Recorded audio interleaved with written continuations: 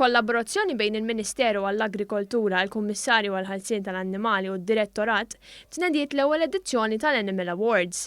Patricia Zoppardi, id-Direttura għall-Ħarsien tal-Annimali, spjegat kif in-nominazzjonijiet huma maqsumin f'20 kategorija, 10 dedikati lin-nies u 10 oħra lill-annimali. Nixtieq ninkoraġġixxi lil kulħadd hemm barra biex jinnomina dak l-annimal li forsi ħassu li għamel xi ħaġa speċjali.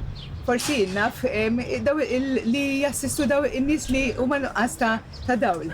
Jew forsi dik il-persuna li ħassu li għamel xi ħaġa speċjali biex salva dik il-kreatura tant sabiħa.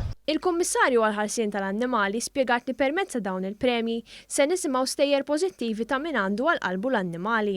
Fl-istess waqt se jitqajjem aktar għarfien fuq il-ħarsien tal-annimali. Nemmen il-dawn l-awards se jagħmlu se jgħinuna nilħuqu dan il-għan u se jagħtu opportunità lil pubbliku li jirrikonoxxu u juru l-apprezzament tagħhom għall-annimali li tant jagħtuna ferħ f'ħajjitna u għal dawk in-nies li jħobbu l-annimali kif suppost.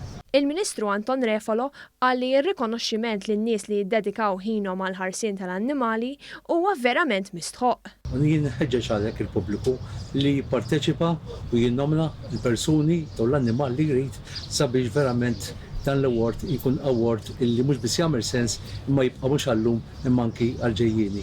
Il-pubbliku jista' jissottometti n-nominazzjonijiet tiegħu flimkien ma' xi ritratti jew filmati sal-31 ta' Awwissu fuq is-sit www.animalawards.gov.mt.